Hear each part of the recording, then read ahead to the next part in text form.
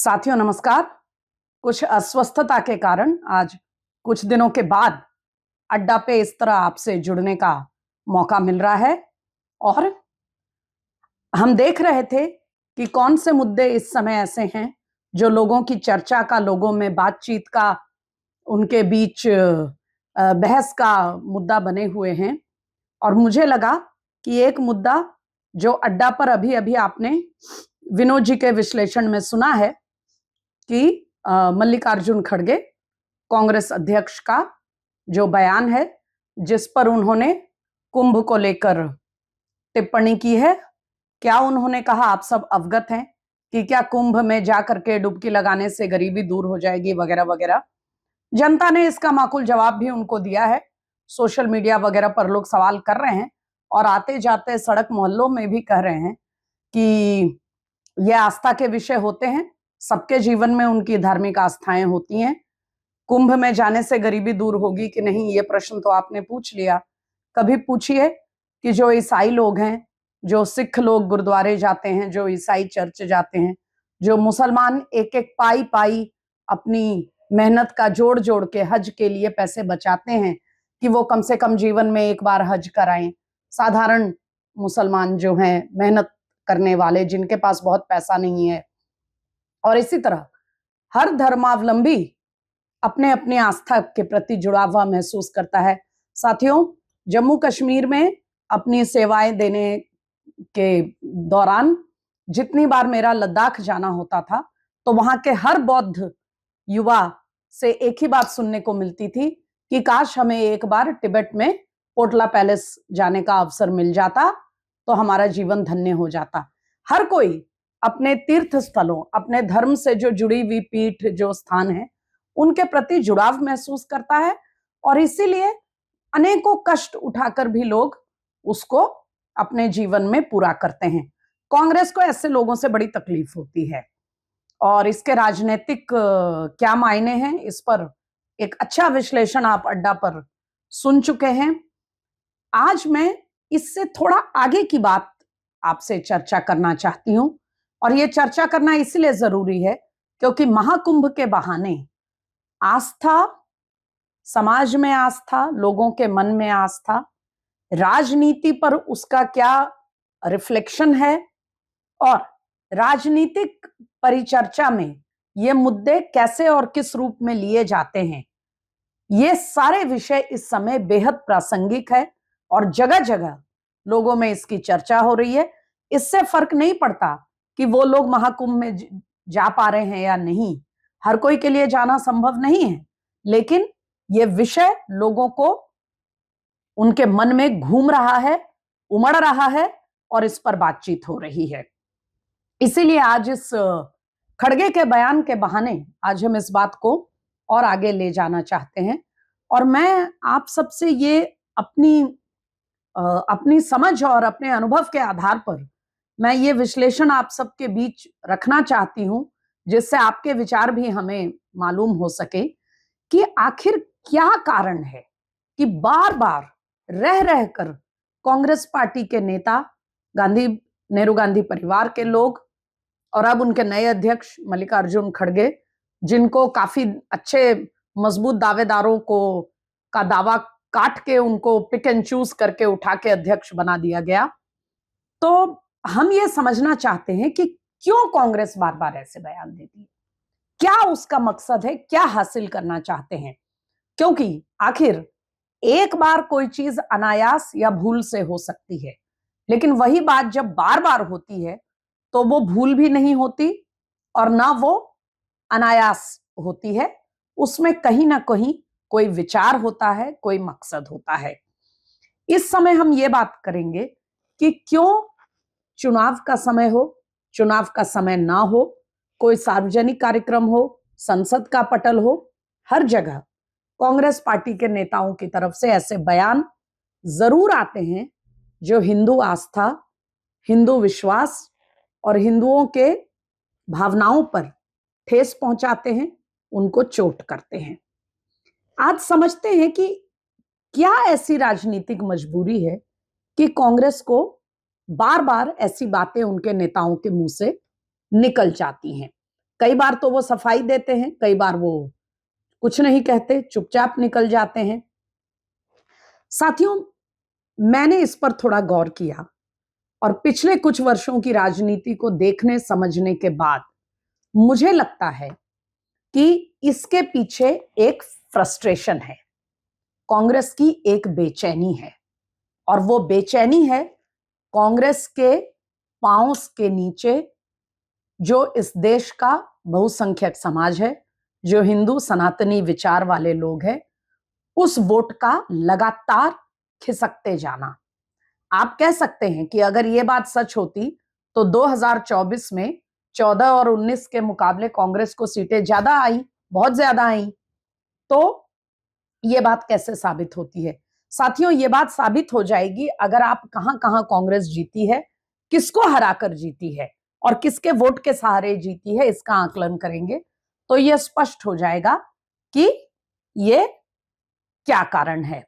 सीधी सी बात है, हिंदू समाज में, सनातनी समाज में कांग्रेस के प्रति लोगों का भरोसा लगातार खत्म होता जा रहा है, और कहीं ना कहीं यही फ्रस्ट्रेशन है, राजनीतिक फ्रस्ट्रेशन, जिसके कारण वो इस तरह की बात करते हैं।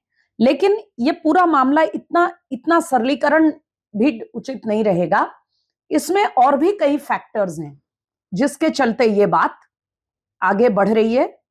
सबसे पहली चीज है साथियों कि दशकों तक, और मुझे अच्छी तरह याद है 80s के चुनाव, 90s के चुनाव, दशकों तक कांग्रेस के बड़े बड़े नेता जब चुनावों में तकरीर करने आते थे, उस जमाने में लाइव टेलीकास्ट वगैरह कम होते थे, कभी कभार होते थे, और लोग चुनावी रैलीज में, जनसभाओं में नेताओं को सुनने जाने की उस समय चलन था तब।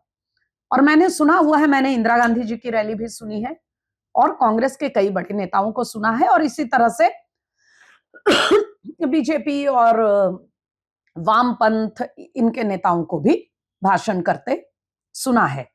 कांग्रेस के नेताओं का बयान शुरू से लेकर अंत तक सेकुलरिज्म के इर्द गिर्द घूमता रहता था। एक सेकुलरिज्म की घुट्टी थी जो लोगों को पिलाकर वो अपने सारी जो उनकी इनएफिशिएंसी थी, जो परफॉर्मेंस में उनकी कमी थी, उसको वो बहुत चतुराई से हटा दिया करते थे, ये कहकर कि हमारे संविधान निर्माताओं ने सेकुलरिज्म चुना था और इसीलिए सेकुलरिज्म को बचाए रखना है, तो कांग्रेस पार्टी ही सबसे बचाने में इसके सक्षम है।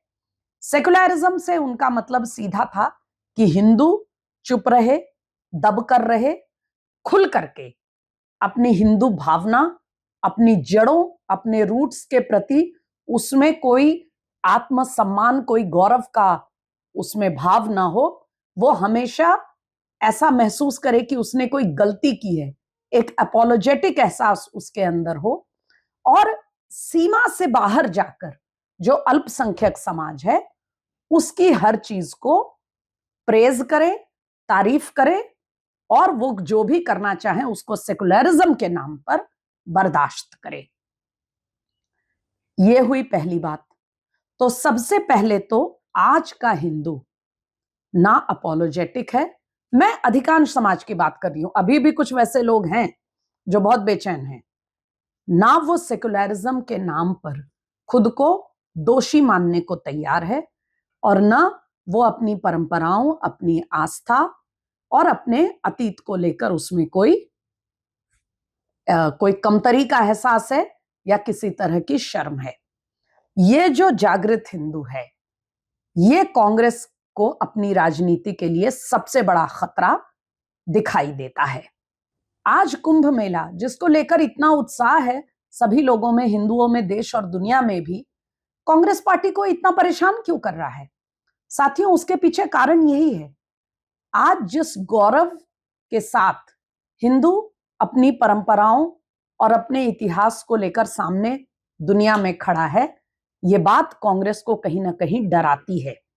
आप कहेंगे ये क्या बात हुई, इससे पहले कुंभ मेले में भीड़ नहीं लगी क्या? वैष्णो माता हो, तिरुपति हो, मां कामाख्या हो, सोमनाथ हो, कहीं भी जाओ भीड़ तो हमेशा रही है।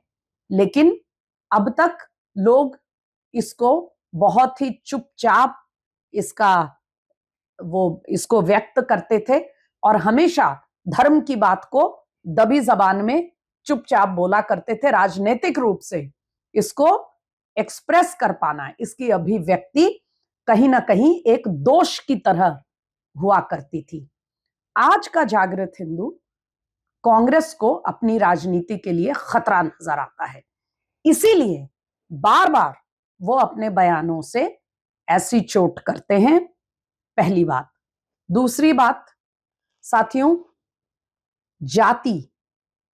जाति को लेकर इस देश में सबसे ज्यादा जहर बोने का काम किया गया है और पिछले कुछ दिनों से कांग्रेस का शीर्ष नेतृत्व राहुल गांधी, खुद मल्लिकार्जुन खड़गे और दूसरे बड़े नेता रह रहकर केवल घुमाकर बात को जाति पे ले आते हैं, जाति पे केंद्रित कर देते हैं। जाति की राजनीति को काटने वाली अगर कोई सबसे बड़ी चीज है तो वो है हिंदू एकता। जितना हिंदू एक हिंदू के रूप में समाज में खुद को स्थापित करेगा, खुद को महसूस करेगा, उतना ही जाति की राजनीति की जो पकड़ है वो कमजोर पड़ेगी।